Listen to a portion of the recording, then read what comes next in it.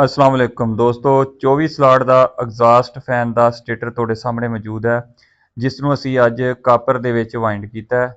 ਇਸ ਦਾ ਡਾਟਾ ਤੁਹਾਡੇ ਨਾਲ ਸ਼ੇਅਰ ਕਰਦੇ ਹਾਂ। ਸਭ ਤੋਂ ਪਹਿਲੇ ਤੇ ਇਸ ਦੀ ਕੋਰ ਨੂੰ ਦੇਖਾਂਗੇ ਕਿ ਇਸ ਦੀ ਕੋਰ ਦੀ ਕਿੰਨੀ ਲੰਬਾਈ ਹੈ। ਤੇ ਦੋਸਤੋ ਇਸ ਦੀ ਕੋਰ ਦੀ ਲੰਬਾਈ ਹੈ ਪੂਰਾ 1 ਇੰਚ। 1 ਇੰਚ ਕੋਰ ਦੇ ਵਿੱਚ ਇਹ 16 ਸਲਾਟ ਦਾ ਐਗਜ਼ਾਸਟ ਦਾ ਸਟੇਟਰ ਹੈ, ਜਿਸ ਨੂੰ ਅਸੀਂ 34 ਨੰਬਰ ਵਾਇਰ ਦੇ ਨਾਲ ਵਾਈਂਡ ਕੀਤਾ ਹੈ ਔਰ ਇੱਕ ਕਨੈਕਸ਼ਨ ਵੀ ਇਸ ਦੇ ਕਰ ਦਿੱਤੇ ਹੈ। ਠੀਕ ਹੈ ਦੋਸਤੋ, ਇਸ ਦੇ ਅੰਦਰ 4 ਸਲਾਟ ਉੱਪਰ ਸਿੰਗਲ ਕੋਇਲ ਦੇ, ਉਹ 4 ਸੈੱਟ ਉੱਪਰ ਆ ਸਿੰਗਲ ਕੋਇਲ ਦੇ ਔਰ 4 ਸੈੱਟ ਹੀ ਨੀਚੇ ਹੈ। ਰਨਿੰਗ ਔਰ ਸਟਾਰਟਿੰਗ ਦੇ ਵਿੱਚ ਅਸੀਂ 34 ਨੰਬਰ ਵਾਇਰ ਹੀ ਇਸਤੇਮਾਲ ਕੀਤੀ ਹੈ ਔਰ ਹਰ ਕੋਇਲ ਦੇ ਵਿੱਚ ਅਸੀਂ 675 ਟਰਨਾਂ ਦਿੱਤੀਆਂ।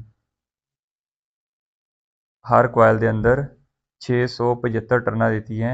4 ਦੀ ਪਿਚ ਦੇ ਉੱਪਰ ਸਿੰਗਲ ਕੋਇਲ ਦਾ ਸੈੱਟ ਪਾਇਆ।